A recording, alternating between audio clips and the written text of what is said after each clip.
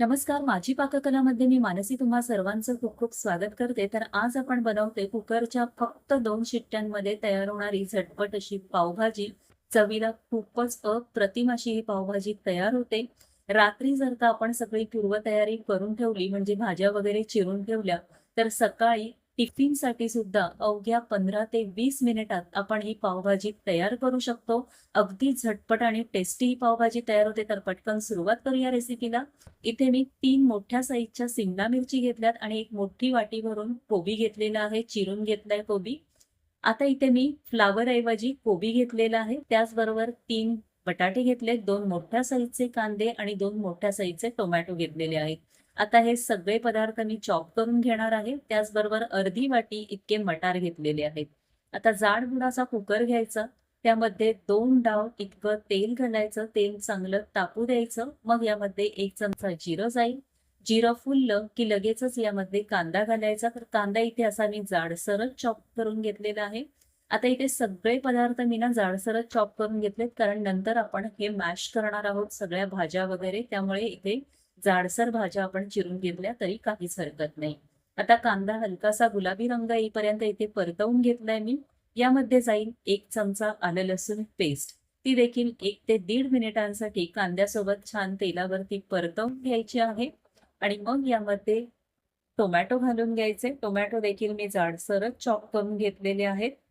ते आता इथे मी साधारण 2 ते 3 मिनिटांसाठी व्यवस्थित परतवून घेणार आहे. टोमॅटो पटकन शिजण्यासाठी इथे अर्धा चमचा इतकं मीठ घालते मी, म्हणजे टोमॅटो आपला पटकन शिजला जाईल. आणि इतकी झटपट अशी ही रेसिपी आपली तयार होते ना, कधी पावभाजी खाण्याचा मूड झाला ना, तर या पद्धतीने ही पावभाजी नक्की करून पहा. मसाले घालते. पाव चमचा हिंग, अर्धा चमचा हळद, 1 मोठा चमचा लाल तिखट, अर्धा चमचा लाल काश्मीरी पावडर घेतली मी आणि 3 चमचे पावभाजी मसाला घ्यायचा आहे. आता काश्मीरी पावडरने ना इथे आपल्या पावभाजीला खूप छान असा रंग येतो.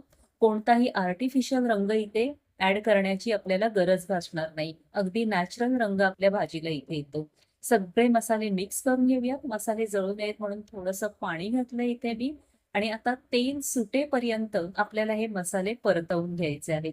तर इथे मी ना पावभाजीमध्ये भाज्या देखील प्रत्येक वेळेला वेगवेगळ्या ऍड करते. जी मुलं खात नाहीत ना, त्या भाज्या इथे मी नेहमी ऍड करते, की जेणेकरून मुलांच्या पोटामध्ये भाज्या जाव्यात. आता इथे सगळ्या भाज्या मी घालून घेते. तर इथे देखील मी फ्लॉवर ऐवजी कोबी घेतलेला आहे. तर सगळ्या भाज्या व्यवस्थित आता आपल्या मसाल्यांमध्ये कोट करून घ्यायच्या आहेत. मुलं बऱ्याचदा भाज्या खाण्यासाठी नकार देतात आणि पावभाजी तर मुलं अगदी आवडीने खातात. त्यामुळे अशा प्रकारे जर का आपण पावभाजीमध्ये वेगवेगळ्या भाज्या ॲड केल्या प्रत्येक वेळेला, तर त्या निमित्ताने मुलांच्या पोटामध्ये भाज्या देखील जातील. तर इथे आता बटाटे घालून घेते. बटाट्याच्या फोडी देखील मी अशा जाडसरच चॉप करून घेतलेल्या आहेत. सगळ्या भाज्या व्यवस्थित आपल्या मसाल्यामध्ये कोट करून घ्यायच्या. आणि इथे आता मी साधारण 1 ग्लास इतकं पाणी घालणार आहे. फार पाणी घालू नका, नाहीतर भाजी आपली पातळ होऊ शकते. तर इथे 1 ग्लास पाणी घेतलेलं आहे. चवीनुसार पुन्हा मीठ घालते. मघाशी आपण मीठ घेतलेलं त्या अंदाजानेच इथे मीठ ॲड करायचं आहे.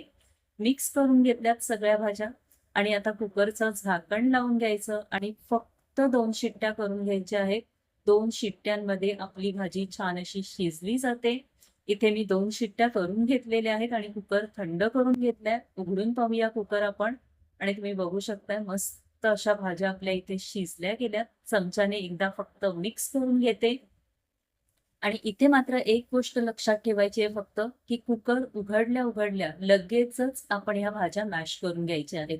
जर का तुम्ही थंड झाल्यावर भाज्या मॅश करायला गेलात ना, तर तितक्या पटकन ह्या भाज्या मॅश होणार नाही. तर तुम्ही बघू शकताय इथे अवघ्या 2 ते 3 मिनिटांमध्ये माझ्या भाज्या इथे मॅश करून झालेल्या आहेत. अगदी झटपट ही आपली रेसिपी तयार होते. आता हा कुकर परत मी गॅसवर ठेवणार आहे आणि एक फक्त उकळी आणणार आहे. तर या स्टेजला इथे मी आता पाव ग्लास इतकं पाणी यामध्ये ॲड केलं आणि तुम्ही बघू शकता आपण इथे कोबी घातलेला आहे, पण जराही कळत नाहीये. अशाच प्रकारे तुम्ही इथे दुसऱ्या भाज्या देखील ॲड करू शकता. एक छान उकळी आणली मी इथे पाणी घातल्यामुळे.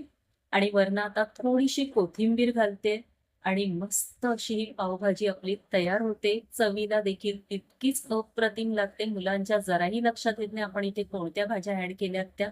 आता गॅस बंद करून घेते. वरनं 1 चमचा बटर इथे घालते.